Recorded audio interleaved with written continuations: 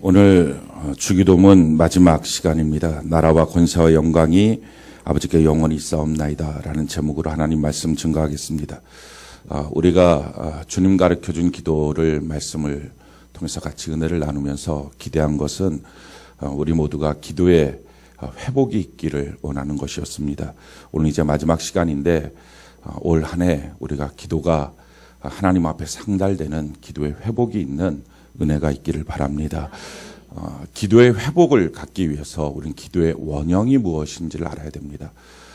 우리 주님이 우리에게 이렇게 기도하라 라고 가르쳐 주신 것, 이게 주님 가르쳐 준 기도입니다.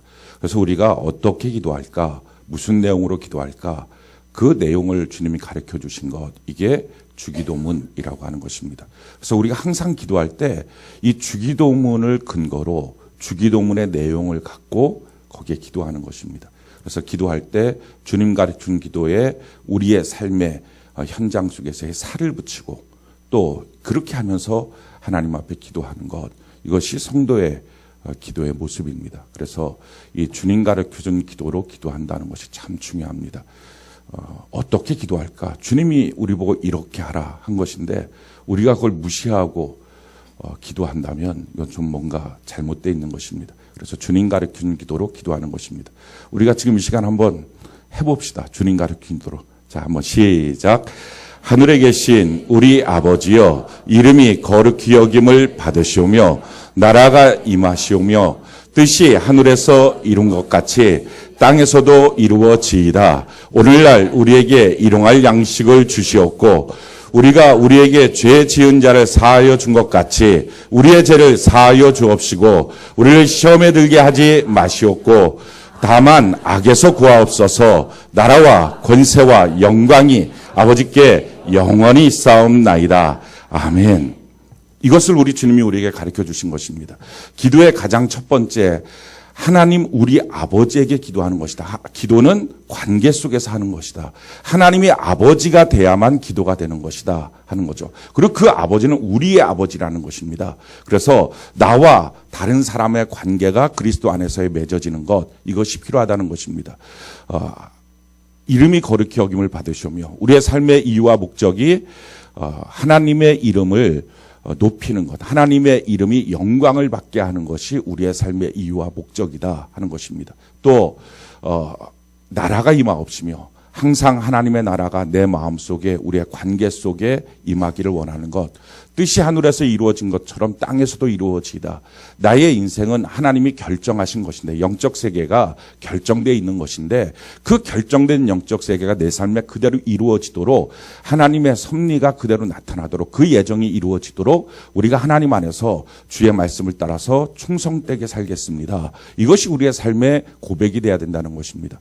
우리에게 일용할 양식을 주시옵고 나에게뿐만 아니라 내가 알고 있는 사람들에게도 일용할 양식을 주시옵소서. 또 우리가 우리에게 죄 지은 자를 사하여 준 것처럼 내 죄를 사하여 주옵소서. 내가 용서의 능력을 갖고 또 용서의 은혜를 경험하는 자가 되게 하옵소서. 시험에서 우리를 건져내어 주옵소서. 시험에 들지 않게 하옵소서. 항상 우리 삶 속에 시험이 오지만 시험을 이기면 능력의 삶이 되고, 할렐루야. 시험에 빠져들면 안 된다는 것입니다. 그래서 시험에 들지 않도록 날마다 기도할 때 이것이 시험인지 아닌지를 정확하게 알게 되고, 시험인 것을 알게 되면 절대로 시험에 빠지지 않습니다. 시험이라는 것을 모르고 있으니까 거기에 맹목적으로 묶여버리는 것입니다. 그래서 날마다 주님 가르쳐준 기도처럼 시험에 들게 하지 말게 해달라고, 우리로 하여금 시험이라고 하는 것을 알게 해달라고, 또 다만 악에서 구하옵소서. 악한 마귀 내 마음속에 장난질하고 나의 삶 속에 환경 속에 장난질할 때 그 마귀로부터 나를 건져내어 주시고 마귀를 이기는 자가 되게 하여 주옵소서. 할렐루야. 그렇게 하고 나서 맨 마지막에 나라와 권세와 영광이 아버지께 영원히 있사옵나이다. 이것이 주님 가르쳐준 기도입니다. 우리가 날마다 이와 같이 기도하는 은혜가 있기를 바랍니다. 우리 옆분들에게 한번 인사합시다. 기도의 영웅이 되시기를 바랍니다. 이렇게 한번 인사합시다. 할렐루야. 오늘 이 시간에 말씀을 듣고 성령의 감동 가운데 우리 모두가 기도의 성공자가 되는 은혜가 있기를 바랍니다.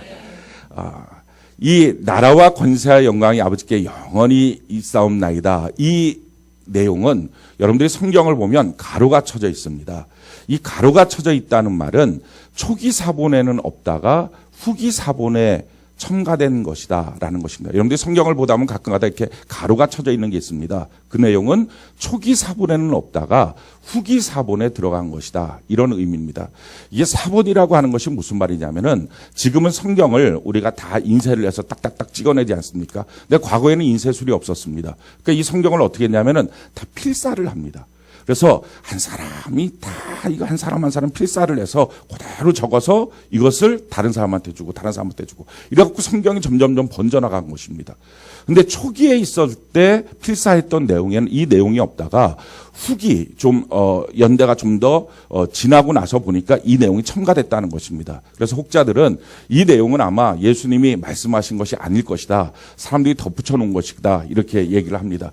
뭐 그런지 안 그런지 우린 다 모릅니다. 그때 살았던 사람들은 하나도 없고요. 우리 천국 가서 주님께 물어보기를 바랍니다. 이거 진짜 주님 말씀하신 거 맞습니까 아닙니까? 뭐 이거 물어봐야 됩니다. 그러거나 저러거나 상관없이 성경에 있다는 것은 하나님의 말씀인 것은 분명합니다. 우리가 이것을 통해서 깨닫게 되는 건, 그 주장하는 학자들이 주로 얘기하는 것은 아마도 이것은 초대교회 때 주님 가르친 기도가 악에서 구하여 주옵소서로 끝나는데, 그 기도를 하고 나면 마음속에 나라와 권세와 영광이 아버지께 영원히 있습니다. 이거는요 사실은 송영이거든요. 찬송이거든요. 감격이거든요. 이거를 사람들이 다 했기 때문에 그게 그냥 초대교회 때는 이것이 사본에 나중에 첨가됐을 것이다, 이렇게 말합니다. 우리가 이 내용을 통해서 깨닫게 되는 것은 뭡니까? 기도의 끝은 나라와 권세와 영광이 아버지께 영원히 있사옵나이다. 이 고백이 나오는 것이 기도의 끝이다 라는 거예요. 기도의 내용들은 사람마다 다 다릅니다. 어떤 사람은 승리의 기도를 하고요. 어떤 사람은 치료를 위한 기도하고요. 어떤 사람은 물질 문제를 위한 기도하고요. 어떤 사람은 한탄의 기도하고요. 어떤 사람은 너무 답답한 기도를 합니다. 막 여러 가지의 상황 속에 우리가 각자 기도를 합니다. 근데 모든 기도가 정말 기도였다면, 모든 기도가 정말 하나님이 응답하시는 기도였다면 누구든지 마음속에서 이 고백이 나온다는 거예요. 기도 끝에 나라와 권세와 영광이 아버지께 영원히 있사옵나이다. 이렇게 되면 이게 응답받은 기도고요. 이 고백이 자기 마음속에 안 나오는 것은 응답받는 기도가 아니다라는 거예요. 왜냐하면 기도는 하나님과의 대면입니다. 그럼 내가 슬픔 가운데 기도했어요. 내가 한탄 가운데 기도했어요. 내가 어떤 문제 속에 있으면서 기도했어요. 그래도 하나님과 대면하고 나면 그 대면한 결과가 뭡니까? 하나님, 내가 믿습니다. 나라와 권세와 영광은 하나님께 영원히 있습니다. 이 믿음의 감격으로 맞춰진다는 거예요. 그게 안 되고 끝까지 마음속은 힘들고 억울하고 답답하고 눈물 흘리고 이걸로 만약에 기도가 맞춰졌다면 그거는 푸념이었다는 거예요. 믿음으로 하나님 앞에 대면한 것이 아니다 하는 거예요. 그래서 여러분들의 기도를 한번 점검해 보시면 좋겠어요. 이 내용을 통해서 과연 나의 기도의 끝은 나라와 권세와 영광이 아버지께 영원히 있습니다 라고 하는 마지막에 감사의 감격으로 끝나느냐, 아니면 그냥 힘들면 힘든 대로 아유, 알았어요. 하나님, 시간은 가고 이제 일어날 때가 됐어요. 오늘 이것으로 이만 하고서 그냥 가는 거냐, 뭐냐는 거예요. 그러니까 내가 무슨 얼마큼의 기도를 했느냐, 내가 기도의 시간이 얼마큼 되느냐, 무슨 내용이냐 상관없어요. 내 마음에 이 말을 설사하지 않아도 내 마음의 감격이, 내 마음의 기도의 끝에 마음이, 그 감정이 나라와 권세와 영광이 아버지께 영원히 있습니다 라고 하는 고백으로 끝나느냐 아니냐 하는 거예요. 이걸로 내 기도가 하나님이 받으시는 기도였느냐 아니었느냐, 이걸 알 수 있습니다. 그래서 오늘 여러분들이 어저께까지 했던 기도를 한번 점검해 보시기 바라요. 그럼 그중에서 얼마큼 하나님이 받으신 기도고 어느 정도는 아니었구나, 나 혼자 푸념하고 돌아간 거구나, 이렇게 생각을 하시면 됩니다. 그래서 내 기도를 점검하는 것이 필요합니다. 우리가 이 예전에 예수를 믿었던 사람들, 최근에 믿은 사람이 아니고 예전에 믿었던 사람은 이 나라와 권세와 영광이 아버지께 영원히 있사옵나이다, 그 앞에 한 단어가 있었어요. 요즘에 성경이 뺐는데 무슨 단어죠? 대개입니다. 개가 아니고요. 이게 먹는 개가 아니고 아이, 개, 아이, 이거예요. 이 글자예요. 근데 이 글자가 왜 빠졌냐면은 이 글자의 의미를 아는 사람들이 별로 없어요. 우리가 실질적으로 쓰질 않아요. 대개 이런 거 안 씁니다. 혹시 대개의 뜻을 아십니까? 대개, 영덕 대개 이런 게 아니고, 이 대개가 뭐냐면은, 왜냐하면 요약한다면 이런 뜻이에요. 이 대개가. 그러니까 무슨 말입니까? 왜냐하면 나라와 권세와 영광이 아버지께 영원히 있기 때문입니다. 이 내용이거든요. 하늘에 계신 우리 아버지의 이름이 영광을 받기를 원합니다. 왜냐하면은 나라와 권세와 영광이 아버지께 영원히 있기 때문입니다. 그 내용이에요, 지금. 하나님, 나라가 임하기를 원하고 뜻이 하늘에서 이루어진 것처럼 땅에서도 내게 이루어지기를 원합니다. 왜냐하면 나라와 권세와 영광이 아버지께 영원히 있기를 원합니다. 이 고백이에요. 하나님, 우리에게 일용할 양식을 주옵소서. 지금 이 물질 문제가 있는데 하나님 해결하여 주시옵소서. 왜냐하면 뭐라고요? 나라와 같이 하자는 거. 이제 좀 이 정도 했으면 여러분들 좀 눈치가 있어야지. 그걸 언제까지 저한테만 맡길 거예요. 뭐라고? 왜냐하면 나라와 권세와 영광이 아버지께 영원히 있기 때문입니다. 아멘이십니까? 그 말이라는 거예요. 하나님, 내게 무엇인가 잘못한 사람 있으면 내가 용서해 준 것처럼 내 죄를 용서하여 주시옵소서. 왜냐하면 나라와 권세와 영광이 아버지께 영원히 있기 때문입니다. 아멘이십니까? 하나님, 내게 시험이 와도 내가 시험에 빠지지 않게 하여 주시옵소서. 왜냐하면 나라와 권세와 영광이 아버지께 영원히 있기 때문입니다. 하나님, 나에게 다만 악에서 건져내 주시옵소서. 왜냐하면 나라와 권세와 영광이 아버지께 영원히 있기 때문입니다. 아멘이십니까? 그 내용이라는 거예요. 그 내용. 그래서 이 마지막 이 한 구절은 참 중요합니다. 왜 내가 지금까지 하나님 앞에서 이렇게 무릎 꿇고 간절히 기도하느냐? 이유는 나라와 권세와 영광이 아버지께 영원히 있다는 것을 내가 믿기 때문입니다. 라는 거예요. 그래서 주님 가르친 기도의 맨 마지막은 믿음의 기도입니다. 사랑하는 성도 여러분, 우리가 오늘 믿음의 기도를 하는 은혜가 있기를 바랍니다. 성경은 우리에게 믿음의 기도를 해야만 된다라고 말씀합니다. 우리가 많은 시간에 기도를 합니다. 또 많은 이유로 기도를 합니다. 또 어떤 사람들은요, 많은 문제를 갖고 하나님께 기도를 합니다. 그런데 믿음의 기도가 아닌 것은 끝이 뭐가 됩니까? 나라와 권세 영광이 아버지께 영원히 있습니다. 이 고백이 안 나와요. 믿음의 기도가 아니면 하나님이 들어줄 수 없어요. 그래서 믿음의 기도를 하라는 것입니다. 자, 성경이 이와 같이 말합니다. 야고보서 1장 6절로 8절 우리 같이 한번 읽어볼까요? 시작.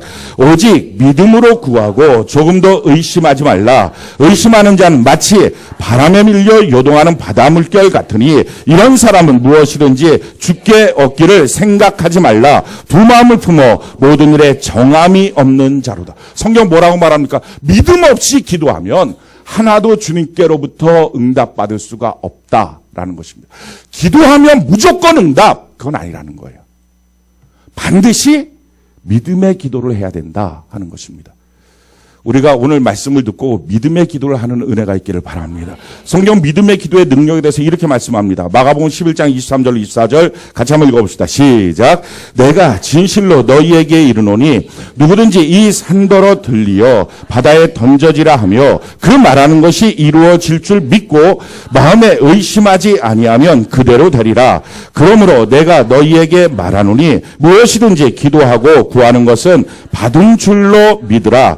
그리하면 너희에게 그대로 되리라. 내가 앞에 산이 있어도 믿음의 기도를 하면 그 산은 떠나간다. 할렐루야. 믿음의 기도의 능력을 보여줍니다. 내가 어떤 처참한 병이 있고 죄가 있어도 믿음의 기도를 하면 그 문제가 해결되더라 하는 것입니다. 야고보서 5장 15절로 16절 우리 같이 한번 읽어봅시다. 시작. 믿음의 기도는 병든 자를 구원하리니 주께서 그를 일으키시리라. 혹시 죄를 범하였을지라도 사심을 받으리라. 그러므로 너희 죄를 서로 고백하며 병이 낫기를 위하여 서로 기도하라. 의인의 간구는 역사하는 힘이 큼이라. 믿음의 기도라는 거예요. 믿음의 기도. 자, 그러면 주님께서 가르쳐준 맨 마지막에 나라와 권세와 영광이 아버지께 영원히 있습니다. 내가 이것을 믿기 때문에 기도한 것입니다. 라고 말하는데 과연 이 믿음의 기도라는 것이 무엇이냐 하는 거예요. 우리가 그걸 알아야 믿음의 기도를 합니다. 어떤 사람 믿음의 기도를 간절함이라고 생각합니다. 어떤 사람 믿음의 기도를 애절함이라고 생각합니다. 어떤 사람 믿음의 기도를 방언 기도라고 생각하고요. 어떤 사람 믿음의 기도를 부르짖고 크게 하는 거라고 생각합니다. 뭐 다 틀린 말은 아니에요. 그러나 사실은 믿음의 기도는 그것하고는 조금 다릅니다. 내 문제면, 그것도 긴박한 문제면 그럼 누구든지 간절해집니다. 또 여러분들이 방언의 은사를 받아 보신 분들은 알겠지만 처음에는 조절이 안 되는데 그것이 시간이 지나면 방언을 하고 싶으면 하고 말고 싶으면 말 수 있습니다. 그게 조절이 됩니다. 그래서 그것이 반드시 믿음의 기도냐? 그렇지는 또 않습니다. 그러니까 믿음의 기도라고 하는 것이 과연 뭐냐 하는 거예요. 믿음의 기도는 막 부르짖는 기도다. 그럴 수도 있지만 부르짖지 않아도 믿음의 기도가 되고 부르짖는다고 해서 꼭 믿음의 기도다라고 말할 수는 없다는 거예요. 그럼 믿음의 기도는 뭐냐? 한마디로 말하면 믿음의 기도는 하나님 주신 믿음을 갖고 삶을 사는 사람이 기도할 때에 그 믿음을 사용하면서 하는 기도. 이게 믿음의 기도예요. 다시 말씀드릴게요. 하나님이 우리에게 믿음의 선물을 주셨는데 그 믿음을 갖고 삶을 살던 사람이 기도하는 때에 그 믿음을 사용하면서 하는 기도. 이게 믿음의 기도예요. 그럼 구체적으로 우리가 이것을 말로만 들어서 잘 이해가 안 되니까 과연 누가 이런 믿음의 기도를 드렸느냐. 많은 사람이 있지만 성경이 믿음의 기도를 드리는 한 사람을 우리에게 본을 보이고 있어요. 그 사람이 바로 엘리야예요. 그래서 야고보서 5장 15절로 16절에 믿음의 기도는 역사가 크다라고 하고 이어서 17절 18절에 엘리야라고 하는 사람을 등장시킵니다. 같이 한번 읽어볼까요? 야고보서 5장 17절로 18절 같이 한 목소리 시작.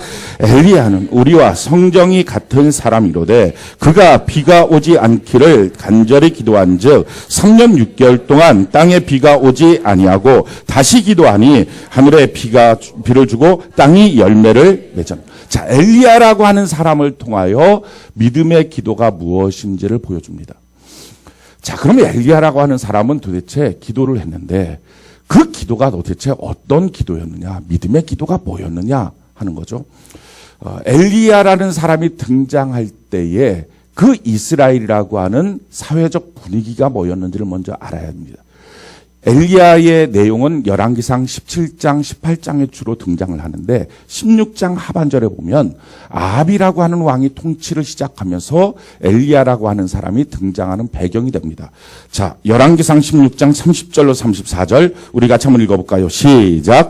오므리의 아들 아합이 그의 이전의 모든 사람보다 여호와 보시기에 악을 더욱 행하여 느밧의 아들 여로보암의 죄를 따라 행하는 것을 오히려 가볍게 여기며 시돈 사람의 왕 바알의 딸 이세벨을 아내로 삼고 가서 바알을 섬겨 예배하고 사마리아에 건축한 바알의 신전 안에 바알을 위하여 제단을 쌓으며 또 아세라 상을 만들었으니 그는 그 이전에 이스라엘의 모든 왕보다 심히 이스라엘 하나님 여호와를 노하시기에 하였더라. 그 시대에 베델 사람 히엘이 여리고를 건축하였는데 그가 그 터를 쌓을 때에 맏아들 아비람을 잃었고 그 성문을 쌓을 때에 막내 아들 수굽을 잃었으니 여호와께서 눈의 아들 여호수아를 통하여 하신 말씀과 같이 되었더라.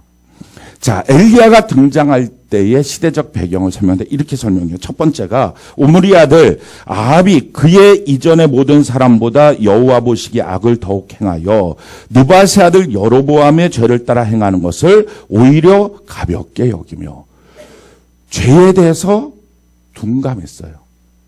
그 시기예요. 이스라엘 백성들이 하나님을 믿는다고 말하는 이스라엘 백성들이 죄에 대해서 둔감해졌습니다. 이 시대가 엘리야가 등장했던 시대예요. 그리스도인의 가장 강력한 특징이 뭘까요? 그것은 죄에 대해서 민감한 것입니다. 왜냐하면 우리가 그리스도인이 되었다는 것은 예수님이 내 죄를 위하여 내 죄를 대신 짊어지시고 십자가에 못 박혀 죽으셔서 그 공로를 통하여 내 죄가 씻김받고 내가 구원받았습니다. 이것을 믿는 거예요. 이게 그리스도인이에요. 자, 이걸 믿는 사람, 이 믿음이 실제라면 죄에 대해서 둔감해질 수가 없습니다. 예를 한번 들어볼게요. 자기 자녀가 있어요. 절대로 그런 일이 있어서는 안 되지만 자기 자녀가 있어요. 너무 사랑하는 자녀예요. 근데 이 자녀가 있는데 이 자녀가 폐암 말기인 거예요. 병상에 누워서 숨이 컬떡컬떡 넘어가는 거예요. 왜 그러냐면은 이 아버지가 시도 때도 없이 집에서 담배를 펴갖고 간접 흡연으로 폐암이 된 거예요. 얼마나 아버지가 그 딸을 보면서 그 아들을 보면서 죄책감이 느껴질까요? 자, 그런 상황에서 이 딸이 마지막 숨이 깔딱깔딱 넘어가는 순간에 아빠 보고 아빠 나 한 가지 소원이 있는데 뭐니? 아빠 담배 이제 끊었으면 좋겠어. 남겨진 가족들도 위험하대. 끊었으면 좋겠어. 그걸 맨 마지막 말로 하고 아빠가 숨을 거둔 거예요. 그 딸이 아들이 숨을 거둔 거예요.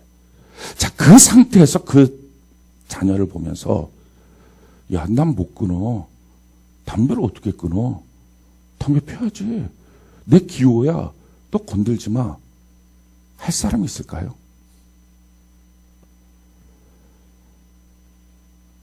말도 안 되겠죠. 그러다가 딸이 죽고 시간이 지나고 난 다음에 어느 날 자기도 모르게 술 한 잔 먹으면서 담배가 갑자기 입에 딱 댄 거예요. 그랬을 때 옆에 있던 친구가 야, 너 그러면 안 되지. 너 딸이 했던 말 기억 안 나니? 할 때 왜 이렇게 너는 나한테 뭐라 그래? 할 사람 누가 있겠어요? 내가 지금 망할 짓 했구나. 하지 않겠어요? 이게 실제니까 자기가 그걸 이길 수 있는 거예요. 아무리 좋아해도. 근데 만약에 실제가 아니라면 어떤 소설이나 전에 보니까 이주일이라는 사람이 담배 펴갖고 여러분 담배 피지 마세요 이렇게 하면서 할 때도 아마 그거 보면서 담배 폈던 사람들이 있을 거예요. 아이고 저렇게 담배 피우면 저렇다네 이러면서 담배 폈던 사람이 있을 거예요. 왜? 실제가 아니니까. 자기와 관계가 없으니까. 그러니까 자기와 관계가 없으면 그것이 자기에게 효력이 안 돼요. 근데 자기와 관계가 있다면 그건 자기 삶에 효력이 나타나요. 그래서 예수님이 내 죄 때문에 내 죄를 대신 짊어지고 십자가에 못 박혀 죽으셨다. 이게 정말 나에게 실제라면, 그리고 그 사건이 나와 관계가 있는 사건이라면 거기서 나 죄 더 어떻게 내가 죄를 안 짓고 살아요? 사람인데. 어떻게 내가 죄를 안 짓고 살아요? 말할 수가 없다는 거예요. 그러니까 만약에 자기가 그렇게 말이 나오고 있다면 뭔가 자기를 점검해 봐야 돼요. 그런 말이 나올 수가 없다는 거예요. 근데 왜 그런 말이 나올까? 이유는 두 가지입니다. 한 가지는 마귀의 생각의 결박을 받아서 그래요. 그런 사건을 다 알면서도 자기 마음속에 사람이니까 죄짓지 뭐 육신 갖고 있는데 죄짓지 어떻게 죄를 이겨 누가 죄를 이겼대 라고 하는 마귀의 생각의 틀이 꽉 묶여 있으면 그렇게 되어도 죄를 져요. 왜? 사람이니까 그렇다는 자기의 방어막이 있어요. 저도 얼마까지는 그렇게 생각했어요. 그래서 설교할 때도 죄를 지어도 회개하면 됩니다.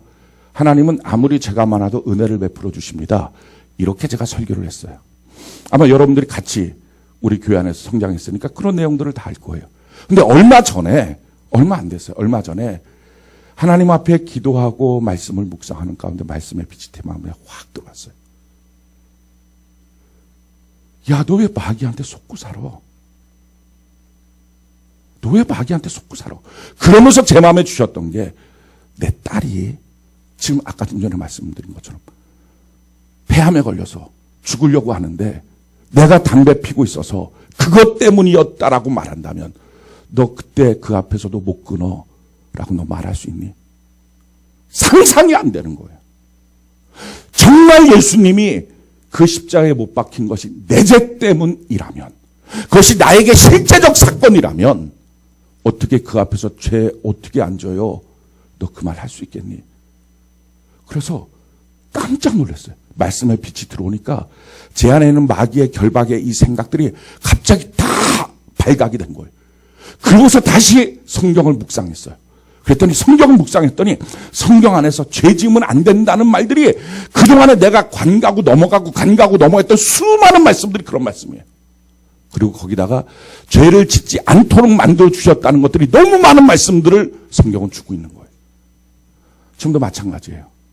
만약 여러분들이 실질적으로 예수님 안에 관계가 있는데 그 십자가 안에 관계가 있고 그 믿음으로 구원을 받은 사람인데 만약에 마귀가 주는 생각에 결박당해서 야 내가 지금 그렇게 어떻게 사람이 죄를 안 짓고 살아 라고 생각하고 있는 사람이라면 오늘 지금 이 시간 종을 통해서 주신 하나님의 말씀이 여러분들에게 빛이 되기를 원합니다. 그러면 자기 속에 있는 야 사람인데 어떻게 죄를 안 져라는 생각이 싹 버려져요. 성경은 내 죄지었던 육신의 옛사람은 이미 죽었다. 예수 안에 이미 장사되었다. 처리되었다. 죄처럼 더러운 게 없다. 예수가 죽은 사건이다. 이게 막 실감이 나는 거예요. 그래서 하나님 앞에 고백하는 거예요. 이제부터 나는 죄를 이기며 살겠습니다. 죄 짓지 않겠습니다. 하나님의 말씀대로 살겠습니다. 그러나 만약에 오늘 이 말씀을 들어도 여러분들이 아유 사람인데 어떻게 죄 짓고 살아? 죄 안 짓고 살아? 죄 짓고 살아야지 뭐 그게 사람이지 육신이지 라는 생각이 자기 마음속에 떠나지 않고 있다면 그렇다면 거짓 믿음을 오늘 버리셔야 합니다. 그것은 자기에게 실제적 사건이 아니라 들은 지식이에요. 배운 지식이에요. 그러니까 들은 지식, 배운 지식은 그게 자기에게 있어서 실제가 아니니까 죄 안 짓고 살면 좋지만 어떻게 죄를 안 져? 이런 식으로 말해요. 아, 담배 끊으면 좋지만 어떻게 담배를 끊고 살아? 이렇게 말하는 거예요. 그래서 이게 정말 실제적 사건인지를 점검해 봐야 돼요. 사랑하는 성도 여러분, 만약에 여러분들이 이것이 자기 마음속에 빛이 들어가서 어둠이 싹 떠나가고 이제 결심이 되면 흑암의 권세에 묶여있다가 해방되는 것이지만 그게 아니고 생각이 여전히 안 바뀐다면 오늘 내가 갖고 있는 이 믿음이 거짓 믿음이구나. 이거 들은 지식이구나. 들은 지식으로 어떻게 내가 구원받느냐. 십자가 앞에 서서 그 능력을 경험해야 구원받는 거지. 아멘이십니까? 그렇게 자기가 거짓 믿음을 내려놔야 돼요. 내려놓고 하나님께 구하는 거예요. 하나님, 내가 지금까지 갖고 있던 믿음 거짓 믿음입니다. 오늘 참된 믿음을 하나님의 능력으로 내게 주시옵소서 라고 한다면 그 기도를 하면 왜 하나님이 안 주시겠어요?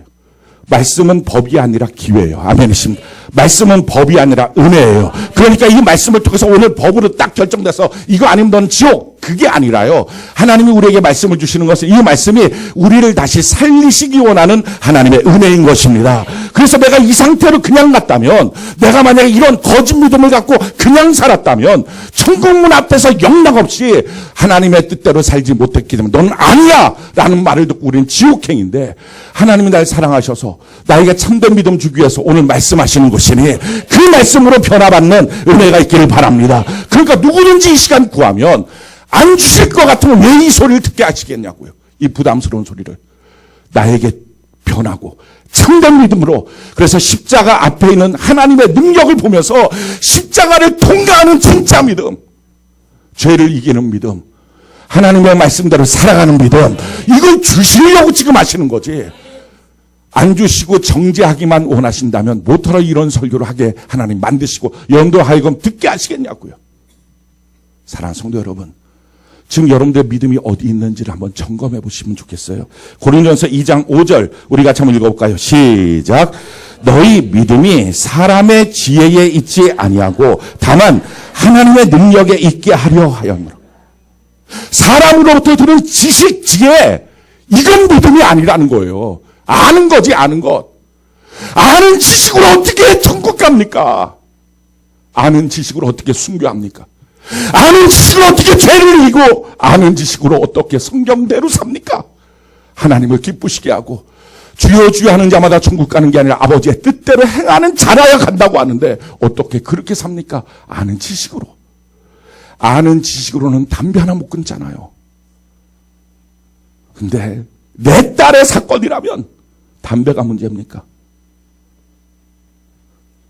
예수님 앞에서라면 그것이 실제라면 죄를 당연히 안 짓게 되죠.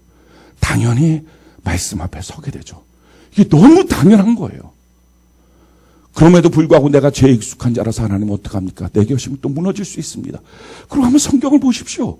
그럼 성경 수없는 곳에서 너의 죄지는 옛사람 죽었다. 할렐루야. 성경 말씀하고 있어요. 너는 이미 죄 아래 있지 않다. 하나님의 은혜 아래 있다. 할렐루야. 내가 이미 그리스도와 함께 십자가에 못 박혀 죽었나니 이제는 내가 사는 것이 아니요 내 안에 예수께서 사시는 것이라. 내가 이제 사는 것은 예수 그리스도를 믿는 믿음 안에 사는 것이라. 성경을 보시죠. 수없이 있잖아요. 수없이. 성령님이 도와주시고 주의 몸된 교회가 있고 성경이 있고 하나님의 말씀은 나로 하여금 온전케 만들어주시고 할렐루야. 모든 선한 일을 할 수 있는 능력을 주신다고 했는데 왜 불가능하겠어요? 그 시도가 되는 거예요. 그리고 제가 그 말씀을 빛으로 바꾸난 다음부터 시도를 했어요. 참 놀라워요. 위태위태했던 적은 있어도 죄를 안 짓고 살아요. 일주일은 넘은 것 같아요. 죄를 안 짓고 살아요. 가능한 거예요. 저만이 아니고요. 제가 사역자들도 점검했어요. 토요일 날부터 지난주 토요일부터 점검을 했는데 사역자들이 죄를 안 짓는데요. 가능한 거예요. 이런 일들이. 사랑하는 성도 여러분, 하나님 우리에게 기대하는 모습대로 우리가 살아가는 은혜가 있기를 바랍니다. 이게 성도라고요. 우리에게 나타난 현저한 죄가 있어요. 그 죄를 성경이 이렇게 말합니다. 갈라디아서 5장 19절로 21절 우리가 한번 읽어볼까요? 시작. 육체의 일은 분명하니 곧 음행과 더러운 것과 호색과 우상숭배와 주술과 원수 맺는 것과 분쟁과 시기와 분냄과 당짓는 것과 분열함과 이단과 투기와 술취함과 방탕함과 또 그와 같은 것들이라. 전에 너희에게 경계한 것 같이 경계하노니 이런 일을 하는 자들은 하나님의 나라를 유업으로 받지 못할 것이요. 성경은 우리에게 분명히 말하는 거예요. 이렇게 하면 하나님의 나라 못 들어갑니다. 이거예요. 근데 우리는 얼마나 많은 시간 동안에 죄 져도 하나님의 은혜로 하나님의 나라 들어가. 이렇게 우리가 살았어요. 왜? 사람이니까 죄 짓지. 이걸 우리가 마귀의 속임에 넘어가서 방해복을 치고 살았어요. 오늘날 얼마나 많은 그리스도인들이 저처럼 삽니까? 제가 마귀에게 결박당했던 것처럼 그렇게 삽니까? 근데 하나님의 빛이 들어오니까요. 완전히 달라졌어요. 오늘 말씀이 빛이라고 했는데 그 빛이 여러분들에게도 들어가기를 바랍니다. 완전히 죄로부터 해방되기를 바랍니다. 이와 같은 목록의 죄들이 있다면, 여러분들 마음속에서부터 있다면 이것이 제거되는 은혜가 있기를 바랍니다. 다시 한번 읽어볼까요? 갈라디아서 5장 19절로 21절 우리 같이 한번 읽어봅시다. 시작. 육체의 일은 분명하니 곧 음행과 더러운 것과 호색과 우상 숭배와 주술과 원수 맺는 것과 분쟁과 시기와 분냄과 당짓는 것과 분열함과 이단과 투기와 술취함과 방탕함과 또 그와 같은 것들이라. 전에 너희에게 경계한 것 같이 경계하노니 이런 일을 하는 자는 하나님의 나라를 유업으로 받지 못할 것이요. 아멘. 지금 이와 같은 죄악들이 있다면 오늘 우리가 이 죄의 문제로부터 결박해서 풀어지길 바라요. 음행, 더러운 것, 호색, 우상숭배, 주술, 원수 맺는 것, 분쟁, 시기, 분냄, 막 화내는 것, 당짓는 것, 분열함, 이단, 투기, 술취함, 방탕함. 이건 천국 못 간다는 거예요. 다른 말로 말하면 이거는 우리가 이길 수 있는 죄의 목록이라는 거예요. 예수 십자가 앞에서.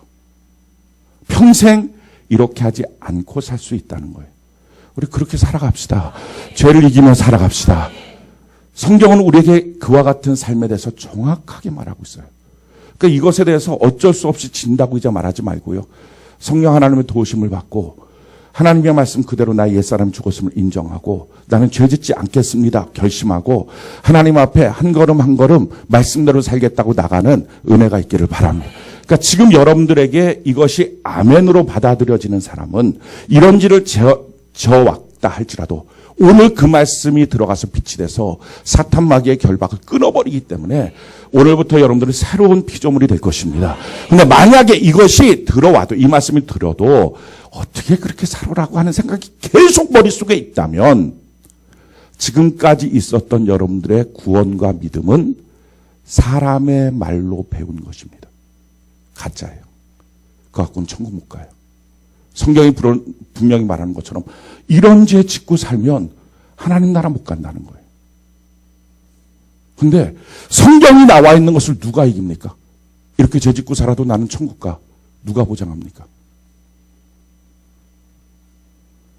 우리가 정확하게 정말 말씀 앞에 서서 살아야 돼요. 말씀이 이렇게 우리에게 말하고요. 우리가 이렇게 경험할 수 있어요. 그러니까 죄를 안 짓고 말씀대로 살 수 있어요. 오늘 우리가 그 말씀에 빛이 들어가고 혹시라도 그것이 안 되면 오늘 우리 마음속에 하나님 나의 거짓 믿음을 내가 솔직하게 버립니다.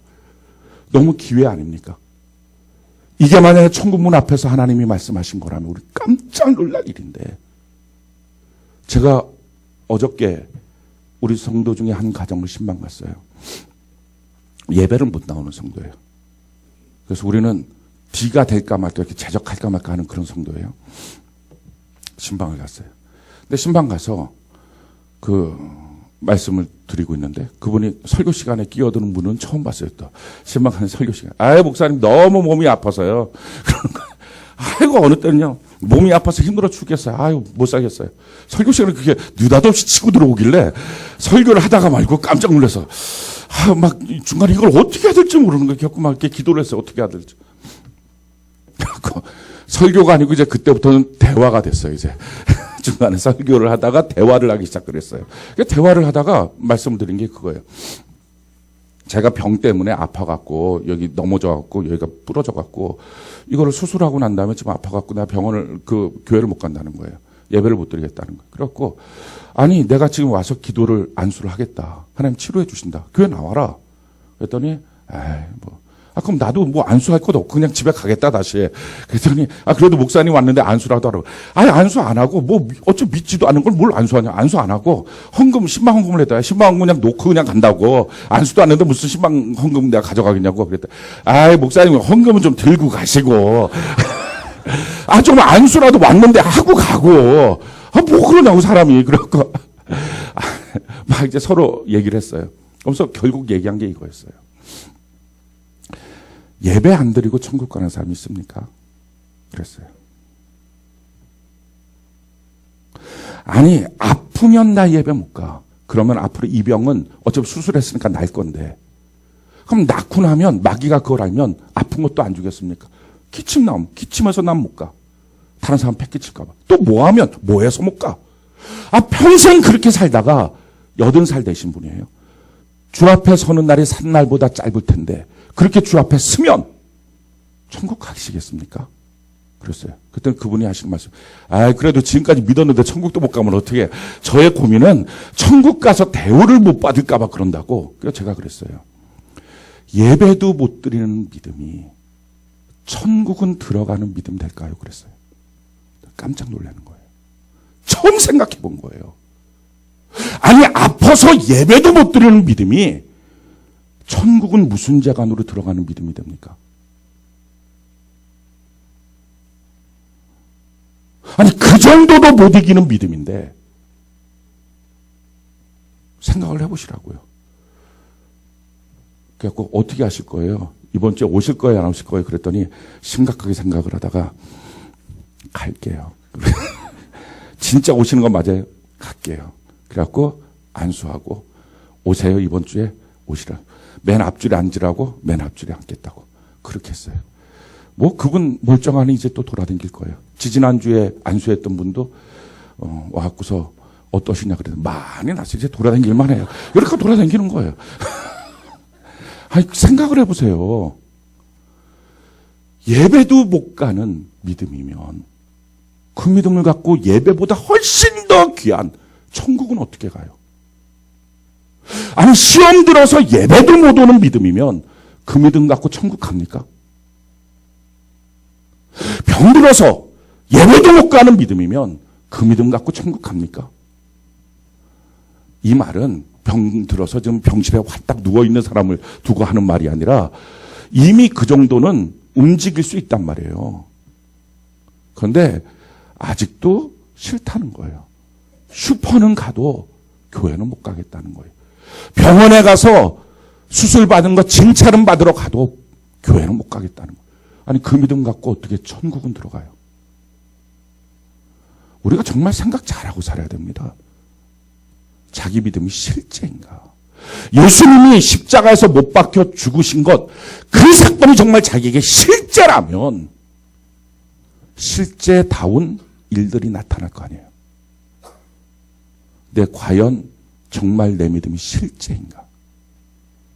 아니라면 오늘 마귀의 결박에서부터 벗어나고, 그것이 아니라면 가짜 믿음 버리고 오늘 진짜 믿음 주님께 달라고 하면 반드시 오늘 주십니다.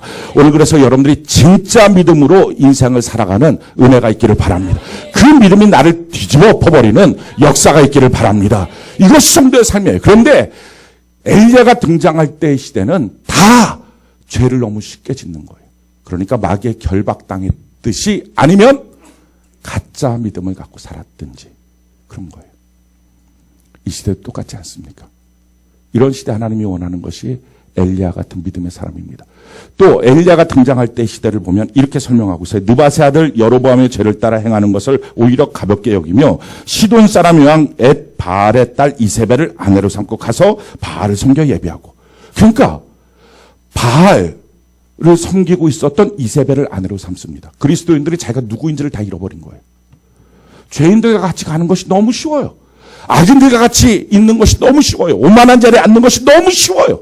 세상 사람과 뒤섞여 사는 것이 너무 쉬워요. 자기가 누구인지를 잃어버렸어요. 그런 시대예요.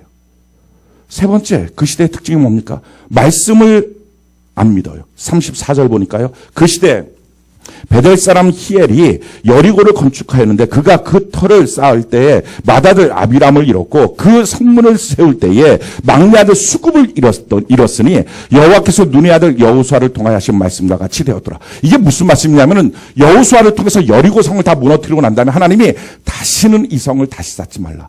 하나님의 증거로 보여주겠다. 남론몰락의 성을 하나님이 무너뜨렸다. 이걸 증거로 보여주겠다 하시면서 여호수아의 입술을 통해서 하나님이 선포하신 말씀이 있어요. 여호수아 6장 26절 우리 같이 한번 읽어볼까요? 시작. 여호수아가 그때 맹사하여 이르되 누구든지 일어나서 이 여리고 성을 건축하는 자는 여호와 앞에서 저주를 받을 것이라. 그 기초를 쌓을 때에 그의 맏아들을 잃을 것이요 그 문을 세울 때에 그의 막내 아들 이르리라 하였더라. 자, 여호수아 입술을 통해서 하나님이 말씀하신 거예요. 이 여리고 성 쌓으면 맏아들 죽어버리고 성문을 지으면 막내 아들 죽을 거다. 그런데 실질적으로 그 시대에 그런 일들이 일어났어요. 근데 사람들이 그 일을 뭐라고 말해요? 우연히 생긴 일이라고 생각했어요. 말씀이 성취되고 있는데 우리가 믿든지 안 믿든지 우리가 그에 해서 동의를 하든지 안 하든지 하나님의 말씀은 이루어지고 있습니다. 근데 사람들이 말씀을 안 믿으니까 그걸 다 우연으로 여겨요. 그런 시대였습니다. 그 시대에 하나님이 기뻐하시는 믿음의 사람이 등장했어요. 그 엘리야예요. 하나님은 지금 이 시대가 좀 똑같지 않습니까? 말씀은 성취되는데 말씀을 안 믿고요. 죄는 너무 만연해서 죄 짓는 것이 너무 쉽고요. 그리스도인들도 죄 짓고 사는 거 너무 당연하다고 여기고요. 심지어는 성도들끼리 모여서 술판 벌이고 같이 앉아서 담배 피고 죄에 대한 거리낌이 없는 인생들. 집에서 같이 믿는 집사 부부가 술 퍼먹고 앉아있고 망하려고 무슨 짓을 못합니까? 성경이 분명하게 말하고 있는데도 불구하고 죄에 대해서 너무 무덤덤하게 사는 거예요. 술 취하면 하나님의 나라가 없다 하는데 쉽게 여기는 거예요. 너도 나도 다 먹고 사니까. 우리가 정말 정확하게 하나님의 말씀 앞에 서야 됩니다. 그 말씀을 지켜야 됩니다. 왜? 십자가 앞에서 구원받은 사람이에요. 이 세상에 누구도 십자가 앞에서 구원받지 않은 사람은 없어요. 다 구원받았다면 십자가 앞에서 예수님이 나 때문에 그 고난의 십자가에서 못 박혀 죽으시면서 그 생명, 그 피와 물을 다 쏟고 날 건져내신 거예요. 그런데 우리가 죄를 쉽게 짓습니까? 우리가 하나님의 말씀대로 못 삽니까? 그러면 뭔가 문제가 있는 거예요. 우리가 다시 한번 점검해 봐야 됩니다. 죄가 너무 쉬워진 이 시대에, 말씀 따라 사는 것이 어려워진 이 시대에, 말씀을 믿지도 않고 있는 이 시대에, 자기가 그리스도인임에도 불구하고 자기가 어디에 서야 되고 어디로 가야 되고 무엇과 같이 움직여야 된다는 사실을 망각하고 있는 이 시대에 하나님이 원하는 것, 믿음의 사람의 등장이에요. 주여, 내가 바로 이 시대에 등장할 엘리야가 되기를 원합니다. 아멘이십니까? 오늘 이 밤에 이와 같은 결단이 있는 은혜가 있기를 바랍니다. 이렇게 하나님 주신 믿음을 갖고 믿음으로 살다가 기도해야 될 때가 되면 그 믿음을 사용해서 기도하는 사람, 이게 믿음의 기도예요.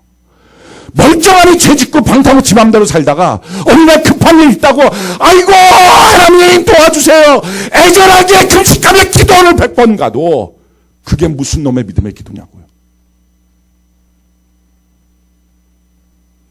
하나님이 들어주는 것도 한두 번이지. 우리 정신 바짝 차리고 정말 신앙생활을 해야 됩니다. 믿음의 기도는 그냥 이거 해줄 거라 그냥 믿어줘요.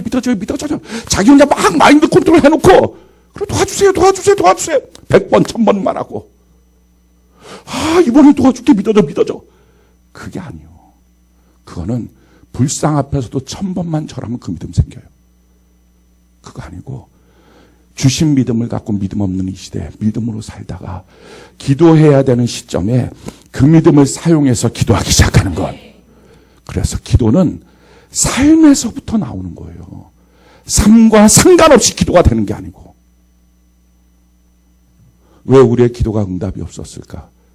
삶과 상관없는 기도였으니까. 자, 엘리야는 어떻게 믿음을 갖고 믿음을 삽니까? 제일 첫 번째 엘리야는요, 말씀을 믿지 못하는 그 시대의 말씀을 믿었어요. 성경 이와 같이 엘리야의 등장을 말하고 있습니다. 열왕기상 17장 1절 같이 한번 읽어봅시다. 시작. 길르앗에 우거하는 자 중에 디셉 사람 엘리야가 아합에게 말하되 내가 섬기는 이스라엘의 하나님 여호와께서 살아계심을 두고 맹세하노니 내 말이 없으면 수년 동안 비도 이슬도 있지 아니하리라 하니라. 자, 그 시대에 지금 비가 안 왔어요. 이슬도 없었어요. 근데 이스라엘은 건기가 있고 우기가 있어요. 건기가 되면 6개월 동안 비가 안 와요. 그 비가 안 오는 6개월을 지날 때 사람들은 건기니까 그래. 우기가 되면 비 올 거야. 자, 이 생각들을 하고 있습니다. 그런데 이스라엘 땅은요, 건기 때 비가 안 오지만 우기 때 비가 와야 돼요. 만약 그 우기 때 비가 안 오면 이것이 2년만 반복돼도 농산물 하나도 심을 수가 없는 땅이에요. 모래 땅이라서 물이 쫙 빠져버려갖고. 그래서 자기 아들을 삶아 먹을 만큼 지근이 오는 땅이 그런 땅이에요. 자, 그런데 지금 이 건기 때에 비가 안 오는 거예요. 그러니까 사람들은 다 뭐라고 생각해? 건기니까 비 안 오지. 비 오겠지 뭐. 뭐 언제 맨날 비 왔었는데. 근데 엘리야가 그때 선포를 해요. 아니, 그건 지금 건기라서 비가 안 오는 게 아니고 하나님께서 우리가 우상 숭배하니까 비를 안 내리시는 거야. 그래서 하나님께서 지금 이 시간부터 비 안 내릴 거야. 어쩌면 사람들이 다 우습게 여겼을 수 있어요. 근데 엘리야는요, 왜 이렇게 선포했느냐? 이유는 자기가 성경을 묵상하다, 그러니까 우리로 말하면 큐티하다가 하나님 앞에 이스라엘 백성들이 우상을 섬기면 하늘의 문을 닫고 비가 내리지 않는다. 이 말씀을 본 거예요. 그리고 그 말씀을 믿어줬고요. 믿은 대로 선포한 거예요. 성경이 이렇게 말합니다. 신명기 11장 16절로 17절 같이 한번 읽어봅시다. 시작. 너희는 스스로 삼가라. 두렵건대 마음에 미혹하여 돌이켜 다른 신들을 섬기며 그것에게 절함으로 여호와께서 너희에게 진노하사 하늘을 닫아 비를 내리지 아니하여 땅이 소산을 내지 않게 하심으로 너희가 여호와께서 주신 아름다운 땅에서 속히 멸망할까 하노라. 너희가 우상 숭배를 하면 하늘에서 비가 안 내릴 거야. 아마 수많은 사람들이 큐티를 했을 테니까, 성경을 읽었을 테니까 그걸 그냥 읽고 넘어갔을 거야. 그런가 보다. 근데 엘리야는요, 디셉 사람 엘리야입니다. 이거 무슨 말이에요? 디셉이라는 동네예요. 우리로 따지면 교화 정도 되는 거예요. 아무도 안 알아줘요. 이 교화 어디에 살아 있는지 뭐 붙어 있는지도 아무도 몰라. 그러니까 이렇게 촌 구석에 있는 디셉 사람 엘리야, 뭐 조상이 누군지 아버지가 누군지 혈통도 별로 뭐 드러날 사람도 아니고, 근데 그 사람이 하나님의 말씀을 똑같이 보고 있다. 그 민족들과 같이 똑같이 보고 있다. 야, 이 말씀이 이러네?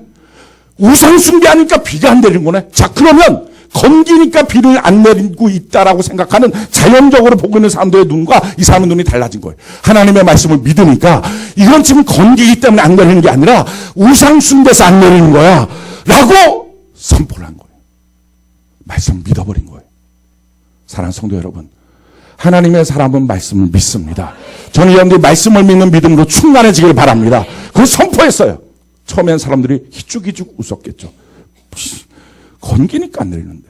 그런데 우기가 되는 순간부터 비가 안 내려요. 하나님이 엘리야를 향해서 내가 너를 특별한 보호 가운데로 인도하게 했다. 성경 말씀을 보고서 믿고 선포했던 그가 그 다음부터는요, 하나님의 말씀이 자기에게 임해요. 어디로 가야 될지 무엇을 해야 될지 가르쳐 주세요. 하나님은 오늘날에도 이렇게 하십니다. 하나님의 말씀을 믿는 사람에게는 하나님이 그에게 말씀하여 주십니다. 그래서 뭐라고 말씀합니까? 열왕기상 17장 2절로 4절 같이 한번 읽어볼까요? 시작. 여호와의 말씀이 엘리야에게 임하여 이르시되 너는 여기서 떠나 동쪽으로 가서 요단 앞 그리 시냇가에 숨고 그 시냇물을 마시라. 내가 까마귀들에게 명령하여 거기서 너를 먹이게 하리라. 하나님이 공급해 주시겠다. 그리 시냇가로 심으라. 하나님의 말씀이 그때 임해요.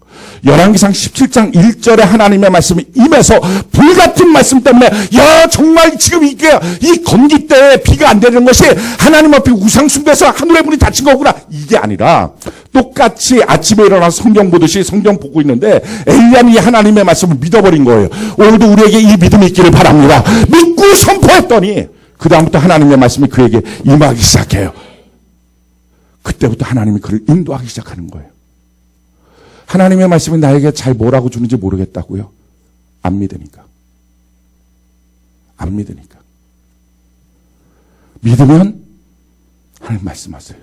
그리고 난 다음에 그에게 그리 시냇가의 물이 다 떨어질 쯤 됐을 때 사르바스로 가라 말씀합니다. 그래서 거기서 우리가 아는 것처럼 과부에게 마지막 먹을 거, 그 아들과 과부가 먹고 죽으려고 했던 거 그거 갖고 오라. 그거 먹고서 거기 그 집이 밀가루 기름통 계속 기근 때에 하나님이 퐁퐁퐁 솟아나게 만드는 기적을 주십니다. 자, 열왕기상 17장 15절로 16절 같이 한번 읽어봅시다. 시작. 그가 가서 엘리야의 말대로 하였더니 그와 엘리야와 그의 식구가 여러 날 먹었으나 여호와께서 엘리야를 통하여 하신 말씀과 통에 가루가 떨어지지 아니하고 병에 기름이 없어지지 아니하니라. 말씀대로 사는 사람한테, 말씀을 믿고 사는 사람한테 말씀이 임하고 임하는 말씀대로 순종하는 사람에게 하나님 공급하여 주십니다. 저는 여러분들 하나님의 공급으로 사는 은혜가 있기를 바랍니다. 이것이 그리스도인의 삶이에요. 말씀을 갖고 믿는 사람의 삶이에요. 자, 이렇게 믿음을 갖고 그가 살았을 때 두 번째 나타났던 현상은요, 말씀을 믿는 것. 이게 믿음의 사람이고요. 거룩한 인격의 삶을 삽니다. 당연합니다. 믿음이 있으면 거룩한 인격의 삶을 살게 돼요. 성경이 이와 같이 말합니다. 고린도후서 13장 5절 우리 같이 한번 읽어볼까요? 시작. 너희는 믿음 안에 있는가? 너희 자신을 시험하고 너희 자신을 확증하라. 예수 그리스도께서 너희 안에 계신 줄을 너희가 스스로 알지 못하느냐? 그렇지 않으면 너희는 버림받은 자. 자, 믿음 안에 있는가를 확인해 봐라. 어떻게 확인하느냐? 예수님이 내 안에 계신 것을 스스로 알게 되는 것. 이게 믿음이 있는 거예요. 그러니까 예수님이 지금 내 안에 계시면 갑자기 화를 냅니까? 예수님이 지금 내 안에 계신 걸 내가 느끼는데 막 싸웁니까? 욕을 합니까? 예수님이 지금 내 안에 계신 걸 아는데 내가 함부로 쉽게 죄를 짓습니까? 이게 안 되는 거예요. 그래서 예수님을 내 안에 계신 걸 믿는 게 이게 믿음인데 이 믿음이 있으면 그 다음부터는 삶이 거룩해지기 시작을 해요. 삶이 바뀌어져요. 처음에는 사람들이 인정을 안 해요. 갑자기 필 받아서 저런가 보다 이렇게 생각해요. 근데 이게 한 달, 두 달, 1년, 10년 그러면 바뀌어지는 거예요. 야, 삶이 바뀌어졌다 하는 거예요. 이 엘리야가 있는 이 집에 아들이 병들어 죽은 거예요. 성경이 그걸 이렇게 말하고 있습니다. 17절부터 18절까지 같이 한번 읽어볼까? 시작. 이 일 후에 그 집 주인 되는 여인의 아들이 병들어 증세가 심히 위중하다가 숨이 끊어진지라 여인이 엘리야에게 이르되 하나님의 사람이요 당신이 나와 더불어 무슨 상관이 있기로 내 죄를 생각나게 하고 또 내 아들을 죽게 하려고 내게 오셨나이까. 지금 이 여인이 자기 아들이 병들어 죽었어요. 죽기 전에 기도했을 거 아니에요. 하나님 지켜주세요. 도와주세요. 병 좀 치료해 주세요. 근데 꼴까닥하고 죽은 거예요. 그랬더니 이제 확 올라온 거예요. 그리고 이 여인이 엘리야를 찾아가서 당신이 도대체 뭔데 우리 집에 와서 있으면서 결국 당신 때문에 우리 저주 온 것 아니냐. 그러니까 사람들은 뭔가 안 좋은 일들이 생기거나 자기가 원하는 대로 안 되거나 뭔가 심통이 나면 풀고 싶어 해요. 사랑하는 성도 여러분, 그리스도인은 푸는 게 아니에요. 주님께 내어놓는 거예요. 어떻게 세상 사람과 똑같이 왜 화를 내요? 화 풀어야 되니까. 내가 지금 마음이 이러니까. 안 풀면 내가 미칠 것 같으니까. 아, 왜 이렇게 성질 내요? 아, 안 풀면 내가 미칠 것 같으니까. 왜 예수 믿는 사람이 세상 사람과 똑같습니까? 이 마음을 주님 앞에 갖고 가야 되는데 이걸 안 가고 왜 사람한테 풀려고 합니까? 그러니까 풍성한 교제와 하나님 주신 기쁨을 다 망쳐버려요. 그러니까 뭔가 문제만 생기면 누군가를 향해서 풀고 싶은 거예요. 이 문제를 터뜨려버리고 싶은 거예요. 그래서 자기의 감정을 해소시키지 않으면 견디지 못하는 거예요. 그러다 보니까 결국 자기의 만남과 관계들은 점점점 풍성한 교제가 없어지고요. 기쁨이 사라져요. 누가 화내는 사람 옆에 있고 싶고 하겠어요. 점점 사라지는 거예요. 지금 이 집에 있는 이 과부가 막 화를 내요. 왜 죽겠냐고. 사실은 엘리야가 이 집에 안 갔으면 예전에 죽은 거예요. 마지막 남은 밀가루 하나 먹고 예전에 죽을 사람 지금까지 먹여 살려놨더니 진짜 엉뚱한 소리 해야 되는 거예요. 그러니까 말도 안 되는 얘기예요. 근데 거기다가 또 한 가지 뭐라고 말합니까? 나와 더불어 무슨 상관이 있기로 내 죄를 생각나게 하고 또 내 아들 죽게 하려고 내게 오셨습니까? 내 아들을 죽게 하려고 내게 왔다는 거예요. 왜? 내 죄가 생각나서. 아마도 엘리야의 거룩한 삶을 보면서 자기가 뭔가 도전을 받은 것 같아요. 그리고 아들이 병들었을 때 자기가 기도했을 것 같아요. 제가 무슨 죄가 있었는지는 몰라요. 성경에 기록하지 않으니까. 어쩌면 시돈 땅 사르밧이었기 때문에 바알을 섬겼던 죄가 떠올랐을지도 모르고, 아니면 자기가 자기 아들과의 관계 속에서 아들을 낳거나 그 전이나 그 후나 양육하는 과정 속에서 범했던 은밀한 죄가 떠올랐거나, 아무튼 무슨 죄가 떠올랐는지 모르지만 그 죄가 떠올라서 하나님 앞에, 하나님 내가 그 죄 잘못했어요. 그걸 막 기도하다가, 그러니까 하나님 내가 회개하니까 이 아들 좀 고쳐주세요. 이렇게 했을 것 같아요. 그런데 죽어버린 거예요. 기도가 무효가 되고. 그러니까 왜 죄는 떠오르게 만들어 놓고 아들은 죽이고, 왜 죽이려고 내게 왔냐고. 그럼 되게 억울하잖아요. 누군가 저한테 와서 너 막 이렇게 하면, 예전 같았으면 그래 오늘 한번 보자. 내가 그동안 쌓였던 스트레스 다 한번 풀어보자. 내가 이럴 것 같아요. 불같이 화를 내면서. 근데 제가 바뀌었어요. 반등신 됐어요. 그래갖고 제가 바뀌어갖고 이제는 그렇게 막 뭐라 그러면 그냥 안 싸워요. 웃어요.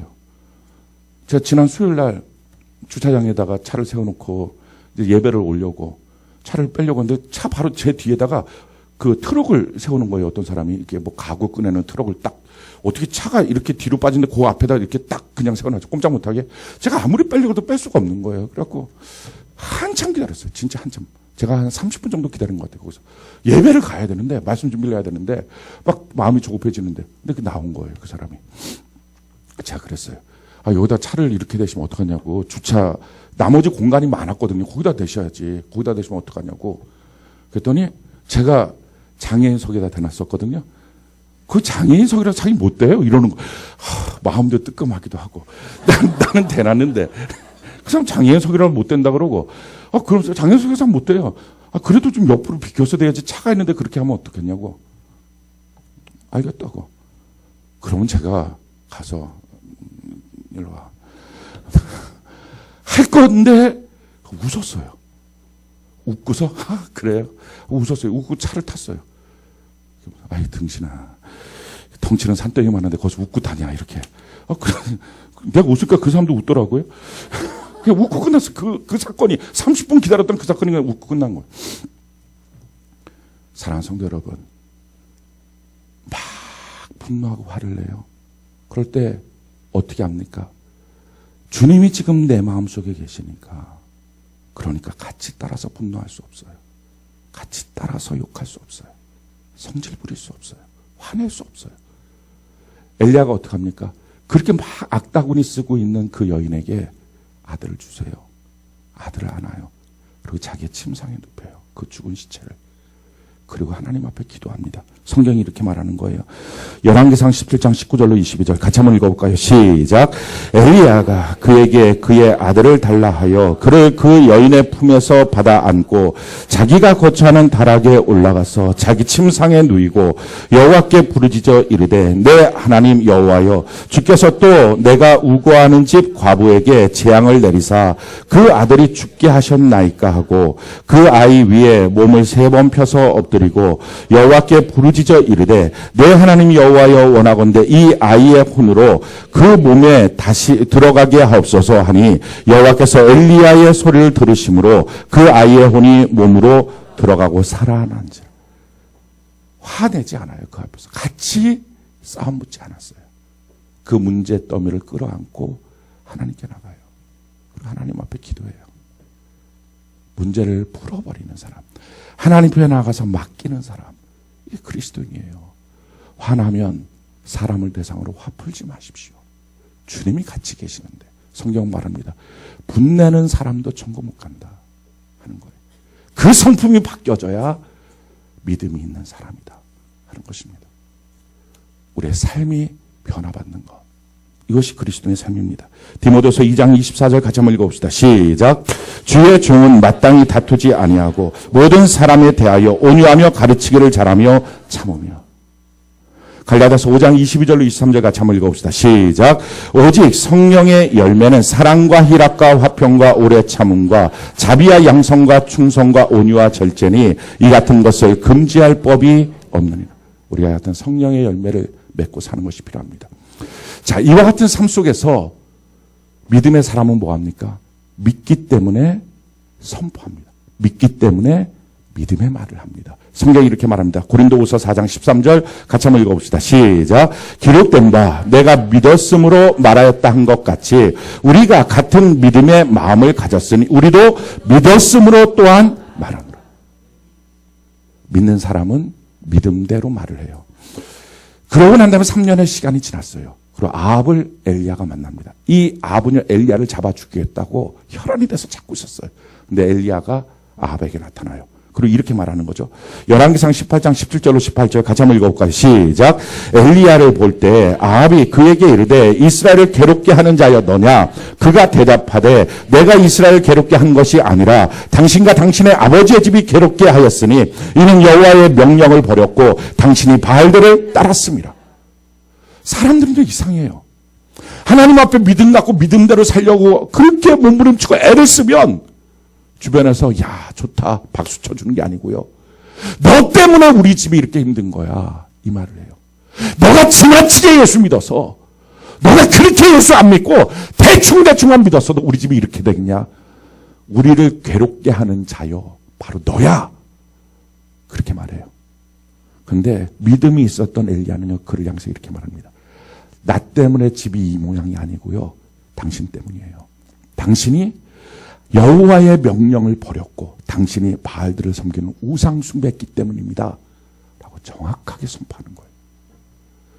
믿음의 사람은요 선포해요. 왕 앞에서도 두려워하지 않고 그 다음에 나머지는 주님께 맡기는 거예요.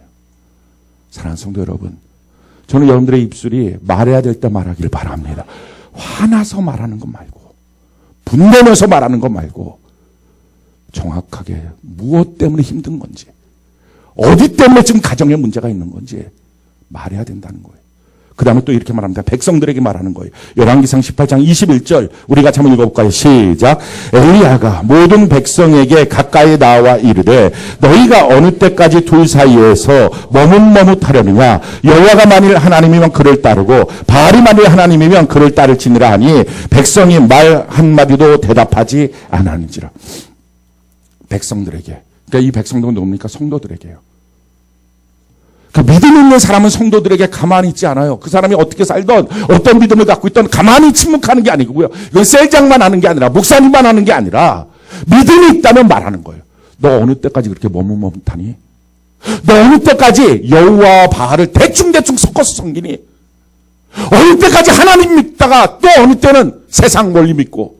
이게 무슨 말입니까? 하나님 믿는다고 말은 하면서도 세상 행동은 다 세상 원리처럼 하고 있고 또 언제까지 그렇게 할 거니? 이 말을 하는 거예요. 이 말을. 그래서 성경이 이렇게 말합니다.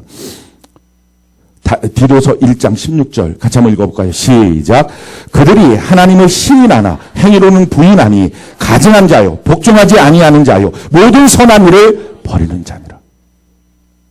거짓 평화에 묶이지 마십시오. 가족 구원은 절대로 그러면 이루어지지 않습니다. 그건 사랑도 아닙니다. 그 사람 지옥 보내면 안 됩니다. 언제까지 머뭇머뭇할 거냐? 이 얘기는 일로 갔다 절로 갔다. 어느 땐 여기 있다, 어느 땐 절로 갔다. 교회 나와서는 예수 믿는다고 찬송도 모르고 믿는다고 말하고 삶의 방식에서는 예수 믿는 거 전혀 상관없이 세상 방식대로 살아가고 언제까지 머뭇머뭇하겠느냐 하는 거예요. 그러고 나서 백성들 향해서 이렇게 말하죠. 열왕기상 18장 30절 같이 한번 읽어볼까요? 시작. 엘리야가 모든 백성을 향하여 이르되 내게로 가까이 오라. 백성이 다 그에게 가까이 가매 그가 무너진 여호와의 제단을 수축. 그러고서 어떻게 합니까? 초청해요. 여호와께 나오십시오. 제대로 말씀 앞에 서십시오. 초청하는 거예요. 우리도 이제 다음 주에 전도 축제인데 이번 주 다음 주 2주간에 걸쳐서 기쁨으로 초청하는 은혜가 있기를 바랍니다. 예수 믿는다고 말하면서도 거짓되게 믿는 사람들 초청하고 예수 안 믿는 사람들 초청하고 정말 제대로 하나님 앞에 서자고 무너진 제단이 수축되게 하자고 초청하는 거예요. 그런 삶을 살다가 마침내 문제 해결을 위하여 기도를 합니다. 지금 이 이스라엘 땅에 비가 와야 됩니다. 3년 동안 비가 내리지 않아서 다 무너질 때입니다. 하나님 앞에 간절히 기도해서 하늘에서 불이 쏟아져서 바알과 아세라를 섬기는 제사장들 850명 다 죽여버렸습니다. 죄도 청산했습니다. 이제 문제가 해결돼야 돼요. 그 문제 해결 앞에 엘리야가 이렇게 기도를 합니다. 같이 한번 읽어볼까요? 열왕기상 18장 41절로 42절 같이 한 목소리 시작. 엘리야가 아합에게 이르되 올라가서 먹고 마시소서. 큰 비 소리가 있나이다. 아합이 먹고 마시러 올라가니라. 엘리야가 갈멜산 꼭대기로 올라가서 땅에 꿇어 엎드려 그의 얼굴을 무릎 사이에 넣고 어떻게 합니까? 선포해요.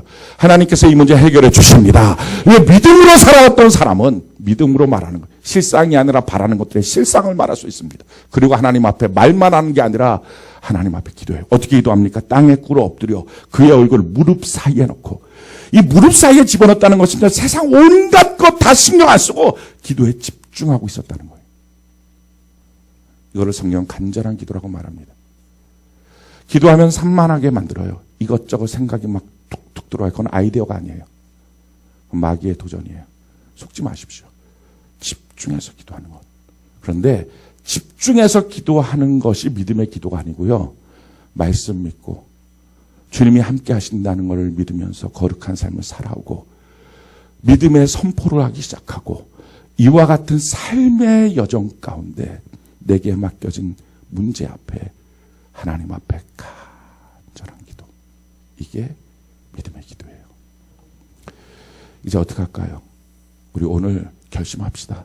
만약에 지금 여러분들이 예수님의 십자가 앞에 서서 그 십자가가 실제라면 오늘부터 죄를 거절하고 하나님의 말씀대로 살기로 결정하기를 바랍니다. 그게 아니라면 하나님 앞에 나의 거짓 믿음을 내려놓습니다. 솔직하게 기도하는 거예요. 그게 너무 좋잖아요. 지금 이 기도를 해서 하나님이 분명한 말씀 그대로 우리에게 기회를 주셨는데 정말 믿음을 주실 텐데 그럼 오늘부터 시작하면 천국길 아닙니까? 얼마나 좋아요. 이 말씀은 은혜니까 기회니까 이렇게 붙잡고 하나님께 기도하고 그래서 그 믿음을 갖고 이제부터 하나님의 말씀을 믿습니다 라고 선포하고 그리고 그 말씀대로 주님이 나와 함께 하심을 인정하며 내가 거룩한 삶을 살겠습니다. 오늘 결정하고 다짐하고 그리고 나서 하나님 앞에 여러분들의 삶의 문제를 놓고 간절하게 집중해서 기도해 보십시오. 오늘 기도가 다를 거예요. 기도의 끝이 나라와 권세와 영광이 아버지께 영원히 있습니다. 그 믿음이 막 솟구쳐 올라올 거예요. 내 아버지 앞에 기도합니다. 오늘 그 기도가 되는 은혜가 있기를 예수님 이름으로 축원합니다.